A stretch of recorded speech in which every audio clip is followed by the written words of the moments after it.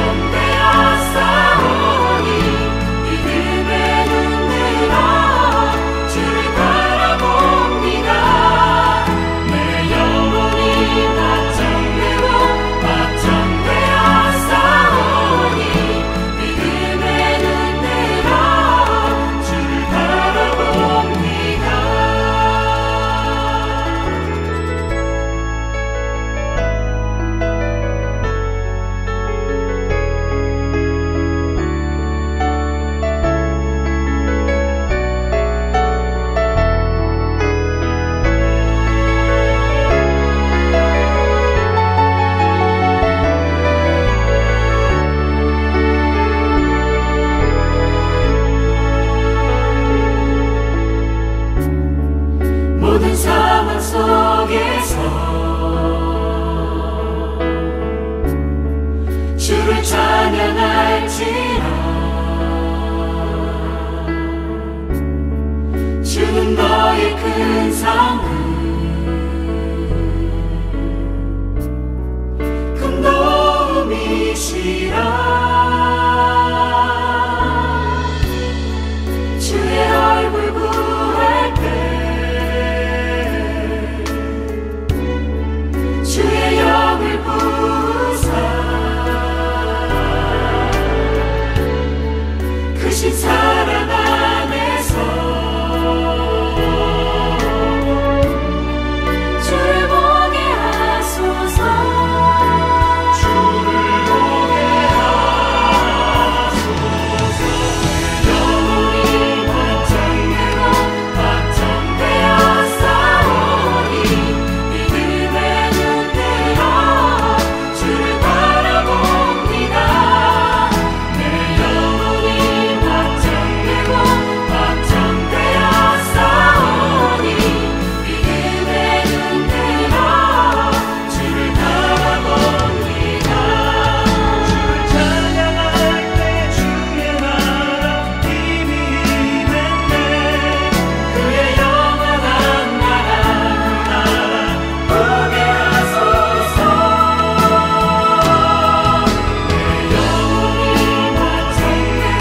확정되어 싸우니 믿음의 눈으로 주를 바라봅니다.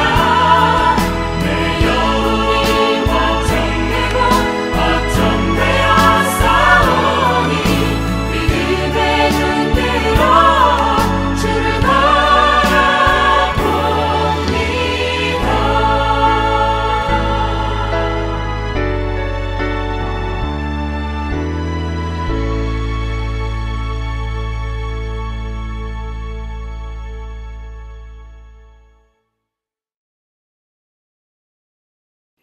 오늘 우리에게 주신 하나님의 말씀은 다니엘서 1장 1절부터 9절의 말씀입니다. 구약성경 1231쪽입니다. 다니엘서 1장 1절부터 9절의 말씀을 드라마 바이블로 낭독합니다. 다니엘 제1장. 유다 왕 여호야김이 다스린 지 3년이 되는 해, 바빌론 왕 느부갓네살이 예루살렘에 이르러 성을 에워쌌더니 주께서 유다 왕 여호야김과 하나님의 전 그릇 얼마를 그의 손에 넘기심에 그가 그것을 가지고 신할 땅 자기 신들의 신전에 가져다가 그 신들의 보물 창고에 두었더라.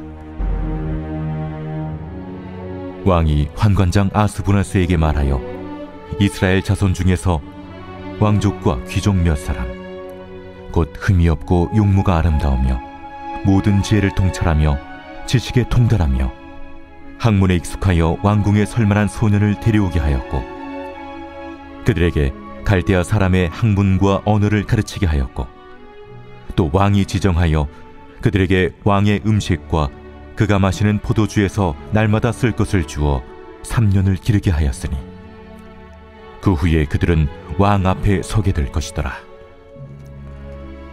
그들 가운데는 유다 자손 곧 다니엘과 하나냐와 미사엘과 아사랴가 있었더니 환관장이 그들의 이름을 고쳐 다니엘은 벨드사살이라 하고 하나냐는 사드락이라 하고 미사엘은 메삭이라 하고 아사랴는 아벳누고라 하였더라.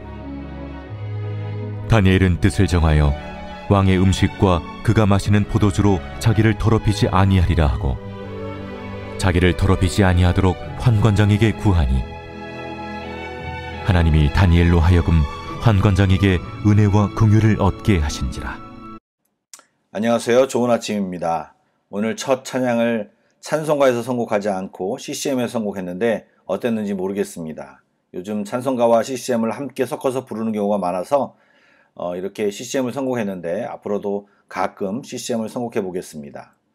오늘부터 또한 달라지는 것이 있습니다. 그동안 생명의 삶에서 데살로니가 전후서를 읽었는데 오늘부터 다니엘서로 왔습니다.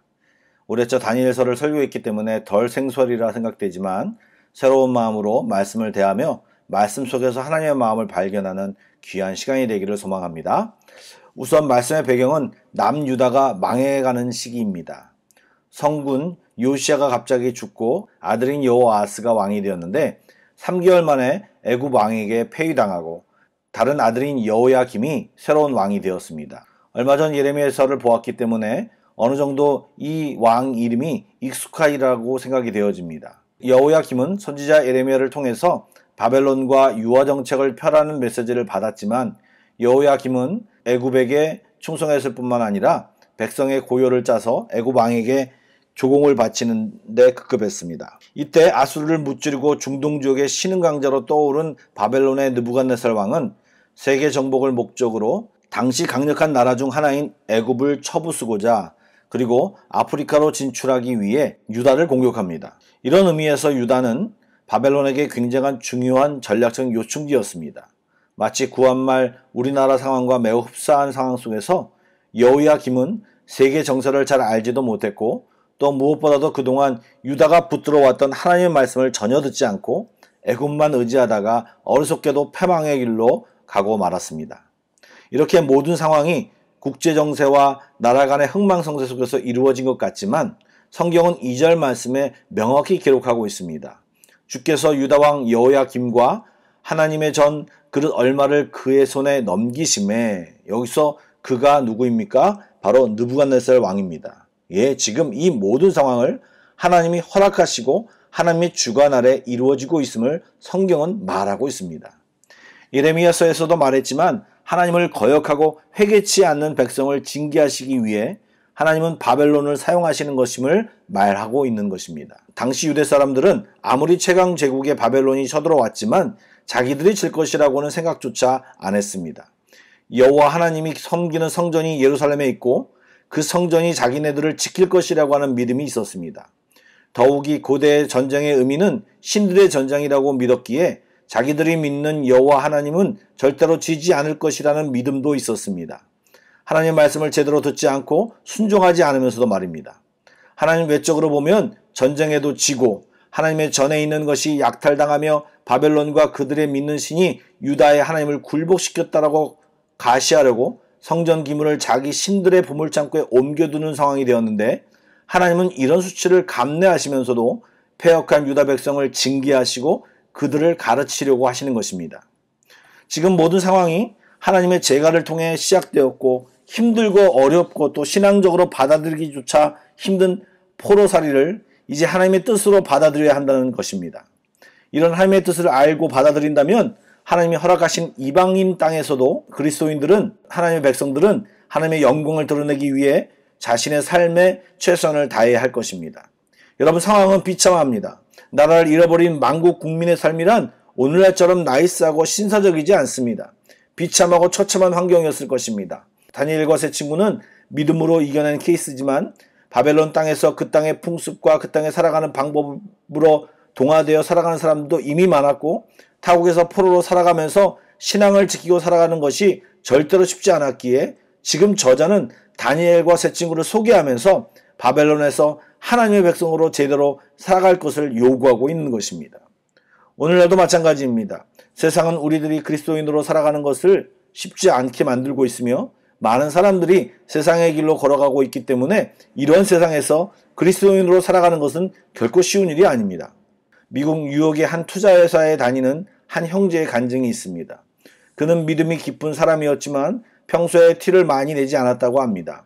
회사 동료들과 술자리도 참석은 하지만 술을 마시지 않았고 그들의 음담패설에 참여하지도 않았다고 합니다. 그렇다고 해서 그렇게 술을 마시는 다른 사람들을 함부로 정죄하지도 않았고 그들과 교제를 끊지도 않았다고 합니다. 항상 사람들을 겸손하고 진실하게 대했고 기회가 되면 조용히 개인적으로 상담해주며 복음을 전했다고 합니다. 그러다 결정적인 순간에 신앙인의 모습이 드러났다고 합니다. 어느 날 그는 미국에서 제일 잘 나가는 성인물 제작 회사로부터 거액의 투자 요청을 받았다고 합니다. 하지만 그는 고민 끝에 그 요청을 거절했습니다. 자신에게 돌아올 수 있는 20만 불의 투자 수수료를 가감히 포기하면서 말입니다. 그는 회사 대표에게 설명했습니다.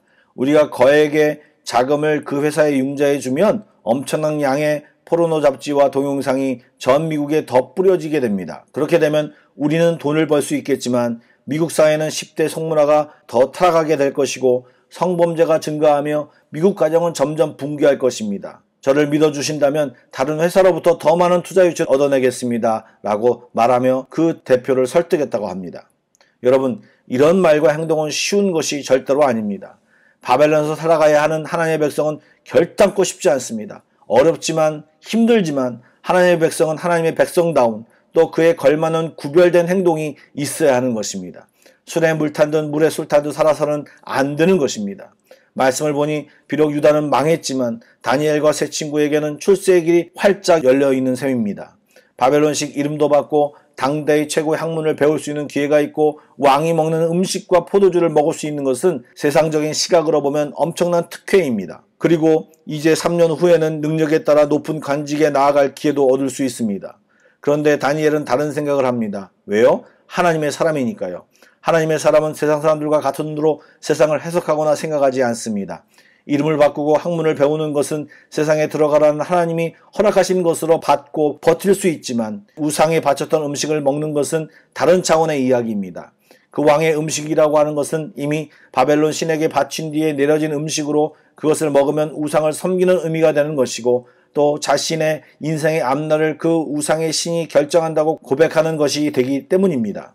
이에 다니엘은 8절의 말씀에 나온 것처럼 뜻을 정합니다. 왕의 음식과 포도주를 먹지 않겠다고 마음을 정한 것입니다. 이것은 사실 하나님의 백성으로 먹지 말아야 할 것으로 그것을 안 먹겠다는 것은 하나님의 백성으로 정체성을 잊지 않겠다는 뜻을 정한 것입니다. 요즘이야 자기가 먹기 싫으면 안 먹으면 되지만 당시에는 그것을 안 먹는다는 자체가 엄청난 일입니다. 왕이 그 사실을 알고 괘씸죄나 그냥 툭 던진 한마디에 그냥 목이 달아날 상황인 것입니다. 그래도 다니엘은 뜻을 정합니다. 여러분, 이제 이후의 내용을 어느 정도 아시겠지만 무엇보다도 뜻을 정했다는 이 자세가 굉장히 중요합니다. 이 마음을 가지고 나아가니까 이제 힘든 일, 내 힘으로 안 되는 부분을 하나님이 일하시며 도우십니다. 여러분, 믿음으로 산다고 선언하면 하나님은 믿음으로 사는 사람을 돕겠다고 선언하시고 눈을 들어 그 사람을 살펴보십니다. 그리고 이제 그 사람은 하나님의 은혜와 긍휼을 체험하게 됩니다. 즉 우리가 겨자씨만한 믿음의 행동과 선포에 주님은 기뻐하시고 함께 하신다는 것입니다.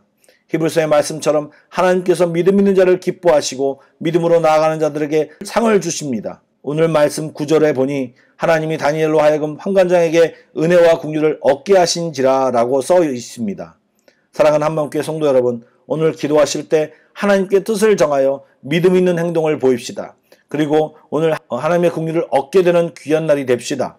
각자 다를 수 있습니다. 직장에서, 가정에서, 사람과의 관계 속에서 결단하시고 하나님이 주신 마음으로 하나님을 기쁘시게 할 수 있는 믿음의 행동으로 놀라운 은혜를 누리는 우리 모두가 되기를 축복합니다. 아멘. 기도하겠습니다. 하나님, 오늘 이 아침에 세상에 굴복하지 않는 믿음의 사람이 되기를 소망합니다. 성령님 한 사람 한 사람마다 친히 말씀하여 주시고 지혜를 주셔서 마땅히 행할 바를 알고 믿음으로 살아가며 하나님의 놀라운 은혜와 긍휼을 받아 누리는 오늘의 삶, 우리의 인생이 되게 하여 주시옵소서. 우리들의 가족들과 친지들을 이 코로나 상황에서도 은혜로 지켜주시고 우리에게 허락하신 시간들이 오니 이 시간 속에서 주님의 뜻을 분별하며 살아가는 지혜를 배우게 하여 주시옵소서. 예수님의 이름으로 기도드립니다. 아멘. 계속해서 Pray Together 1, 2, 3 기도 제목으로 기도하신 뒤에 개인 기도로 나아가겠습니다.